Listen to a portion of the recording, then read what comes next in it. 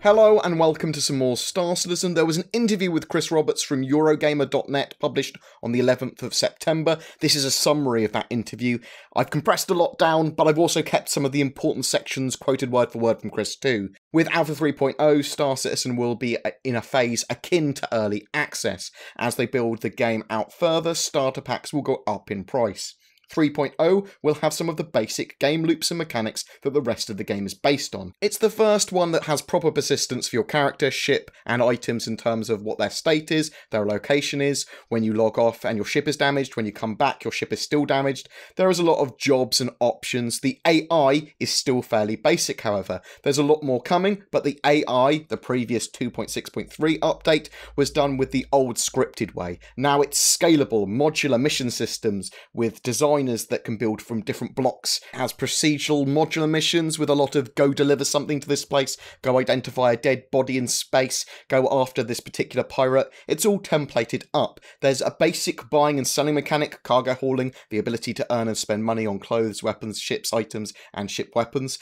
3.1 will allow you to buy ships with Alpha UEC as well, and from there on we'll see more features added for specific activities, mining, repair, and building out more of the infrastructure for a dynamic universe. After beta and release, they're going to continue to add content. If you look at EVE Online now, it looks nothing like the game that was launched. Star Citizen in this early phase is playable, but it's a mini experience that allows you to have your voice heard and influence the project by playing the game as it is now. You help define how CIG and Foundry 42 operate for the future. It's not for everyone, of course, and you can always take a backseat for a year or two to reassess it and wait for the game to actually be more finished. In regards to finance of the game and the project, they run the business like a live business. They take a look at what they bring in every month and every year and plan their business by that. If that changed, they'd change the way they do things. Outside the fact they're not finished or released, the company runs like they had an online game that was monetized every day, which it essentially is. They have people joining every day, buying starter packs or ships. All the money they've raised dictates their budget to a certain point where they have pretty much everything on their wish list. Right now, it's a very not-for-profit enterprise where they plough the money back into the game. Chris Roberts went on to reiterate that you only need a game package to play the game and that you can get for $45, and then you can get everything in-game. However, the money cost is significantly less than the in-game cost of some of their ships, and they want people to remember that you can get these in groups still. So some of these ships, like the Idris, they're massive capital ships. As an individual, maybe Bill Gates could afford a carrier, but nations are supposed to buy those things, not individuals. So large groups of players, that sort of stuff, they're more appropriate for them. It's worth bearing in mind that these large capital ships will need crews, whether they're NPC crews or player crews that you've got for them. Just kind of bear that in mind. So Chris also said that he felt responsible to deliver the game and the best game possible. The DNA of the company has always been about informing the community and keeping them involved. Some people will always say that they're not open enough, but they do try to keep everyone involved and be respectful of their supporters. Chris talked about missed deadlines and detractors too. The game business is unpredictable. A lot of titles can get killed along the way. Delays happen, and there's a lot of R&D behind the scenes, especially with Star Citizen. Quality is always going to be their #1 priority. If they do need to redo something versus staying on schedule, they're always going to redo it. They're always going to have the stuff looking as best as it can. The R&D is quite unpredictable for a project of this scale, and additions may need to get made along the way. It may take a bit longer than they wanted it to take, but their goal is to communicate at least where they are at all times.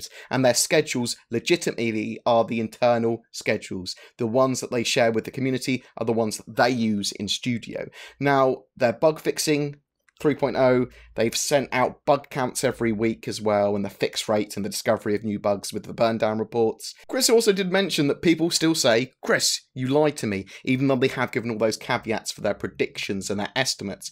People forget about all those qualifiers, and he was fed up of giving someone an estimate. He'd rather give them all of the data that they have, that here's the schedule and this is what we're hoping for.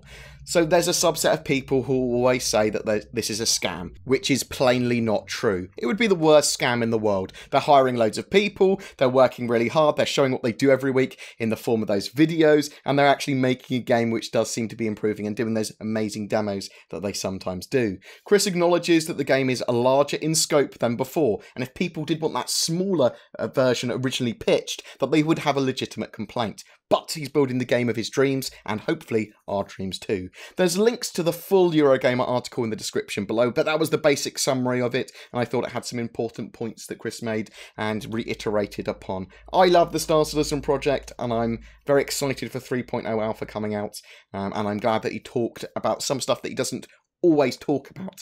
A lot of the stuff it gets asked about is just for 3.0 Alpha, or just about Squadron 42 and stuff, and this was looking at the finances, where the Alpha's going to go, the scheduling, that sort of stuff. So I thought it was very important.